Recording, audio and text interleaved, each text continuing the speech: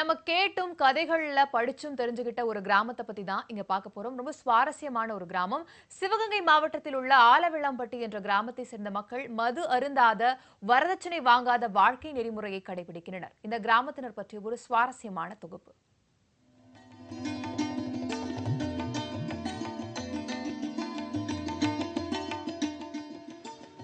சிவகங்கை மாவட்டம் மதகுப்பட்டியை அடுத்துள்ளது ஆலவிளாம்பட்டி கிராமம். இங்கு சுமார் 250 குடும்பத்தினர் வசித்து வருகின்றனர். இவர்களது பிரதான தொழில் விவசாயம். இந்த ஊரைச் சேர்ந்த பெரும்பாலான இளைஞர்கள் வெளிநாடுகளில் வேலை பார்த்து வருகின்றனர். இந்த கிராமத்தினர் யாரும் மது அருந்துவதில்லை. மது அருந்துபவர்கள் ஊருக்குள் நுழையவும் அனுமதிப்பதில்லை. அது மட்டுமின்றி வரதட்சணை வாங்குவதும் இல்லை, கொடுப்பதும் இல்லை என்ற வாழ்க்கை நெறிமுறையை கடைபிடிக்கின்றனர். இதற்காக இவர்கள் கூறும் காரணம் ஆச்சரியமானது. இங்கு வசிக்கும் அனைவருமே கர்நாடகா மாநிலத்தை பூர்வீகமாக கொண்டவர்கள். 1282ஆம் ஆண்டு கர்நாடகத்தில் இரு பிரிவினரிடையே மோதல் ஏற்பட்டு அதில் ஒரு பிரிவினர் தப்பிச் செல்வதற்காக தமிழகம் நோக்கி வந்துள்ளனர். வரும் வழியில் ஒரு பெரிய ஆறு குறுக்கே சென்று கொண்டிருந்ததாகவும் எதிரிகள் அவர்களை நெருங்கிவிட்டதாகவும் அப்போது அவர்கள் முன் பொன்னழகி என்ற அம்மன் தோன்றி அவர்களை காப்பாற்றியதாகவும் கூறப்படுகிறது.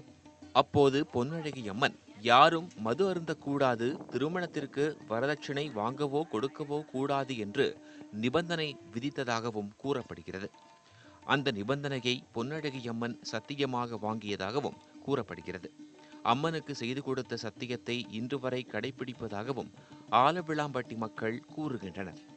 அவர்கிட்ட கொடுத்த சத்திய வாக்குப்படி கல்லுங்காவேரி புல்லும் பூமி உள்ளவரையிலும் சந்திரன் சூரியன் உள்ளவரையிலும் போத வைத்து வந்துவதில்லை, வரதட்சணை கேட்டு வாங்குறதில்லை, கையில் பச்சை ஊத்துறதில்லை, அரசாணி கால் ஓடுறதில்லை, செத்தவர்களை 16 நாளோட வச்சு சாமியாக கும்பிட்னு எங்கள் முன்னோர்கள் சொன்ன பழக்கத்தை பிரகாரம் அந்த கட்டுப்பாட்டோட இன்னைக்கு வரையிலும் இந்த 300 குடியிருப்போம் இந்த மக்கள் பூராமல் அதே கட்டுப்பாடா இன்னைக்கு வரையும் வாழ்ந்து கொண்டிருக்கிறோம்.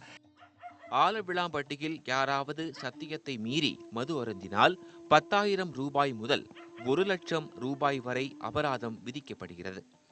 இதேபோல் திருமணத்திற்கு வரதட்சணை கேட்டால் மாப்பிள்ளை வீட்டாரை திருப்பி அனுப்பிவிடுகின்றனர்.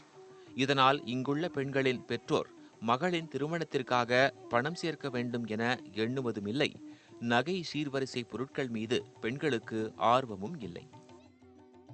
இதை செஞ்சதில்லை. நானும் இத்தனை 12 வருஷமா இருக்கிறேன்.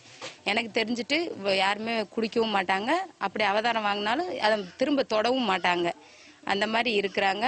அது மந்த கோயிலில் வச்சுதே எதாக இருந்தாலும் சொல்லுவாங்க. பஞ்சாயம் மாதிரி கூடி அவங்களுக்கு அவதாரம் போடுவாங்க, சத்திய வாக்கு வாங்குவாங்க.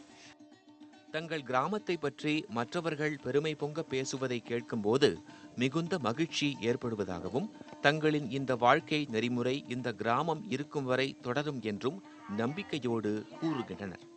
ஆலவிளாம்பட்டி கிராமம் ஒரு முன்மாதிரி கிராமம் என்பதில் மாற்று கருத்தில்லை.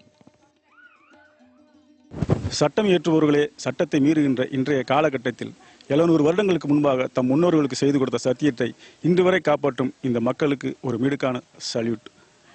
மக்களின் உணர்வுகளுக்காகவே நாங்கள் சிவகங்கையிலிருந்து ஆர். நாகேஸ்வரன். இது நியூஸ் 18 தமிழ்நாடு.